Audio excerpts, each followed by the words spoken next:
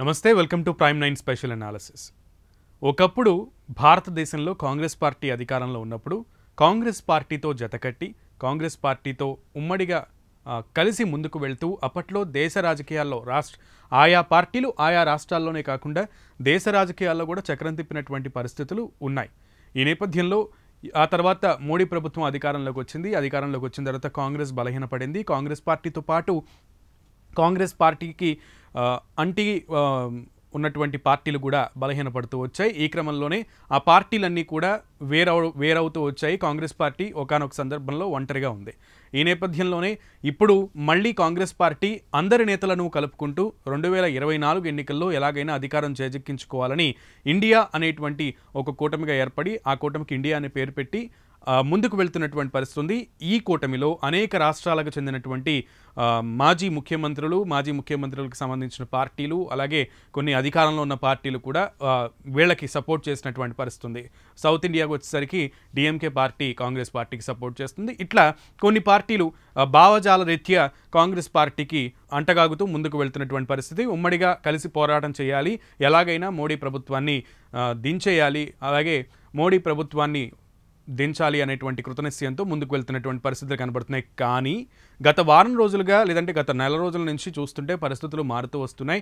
Congress party మరలా బలహీనపడుతూ వస్తున్నట్లుగా తెలుస్తోంది. రీసెంట్గా వెస్ట్ బెంగాల్లో చూసుకున్నట్లయితే మమతా బెనర్జీ ఇండియా కూటమిలో కొనసాగుతారని చెప్పినప్పటికీ కూడా అక్కడ ఆ రాష్ట్రంలోకి సంబంధించి కాంగ్రెస్ పార్టీ తో పాటు కలిసి పోటీ చేసేటువంటి ఆస్కారం లేదు. కాంగ్రెస్ పార్టీతో కాకుండా టీఎంకే అంటే తృణమూల్ కాంగ్రెస్ పార్టీ ఖచ్చితంగా విడిగానే పోటీ చేస్తుంది అంటూ కూడా మమతా బెనర్జీ చెప్పింది. అంతేకాకుండా కాంగ్రెస్ పార్టీకి సంబంధించిన నేతలందరినీ కూడా విమర్శించినటువంటి పరిస్థితులు మనం చూసాం. అది మర్చిపోకముందే ఢిల్లీ ముఖ్యమంత్రి కేజ్రీవాల్ కూడా ఒక నిర్ణయం తీసుకున్నారు. ఢిల్లీ కానీ పంజాబ్ కానివ్వండి, లేదంటే హర్యానాలో కానివ్వండి విడిగా పోటీ చేసేటువంటి పరిస్థితులు ఉన్నాయి, ఆప్ విడిగానే పోటీ చేస్తుందంటూ కూడా కేజ్రీవాల్ చెప్పినటువంటి పరిస్థితి.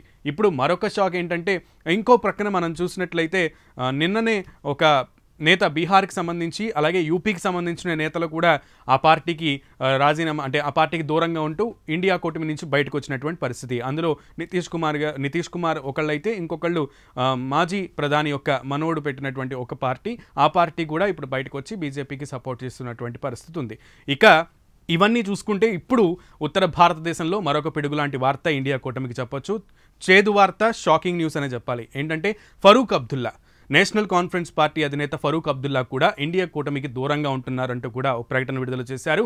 ఆయన ఇండియా కూటమి నుంచి బయటకు వచ్చేసినట్లుగా వార్తలు బయటకు వస్తున్నాయి.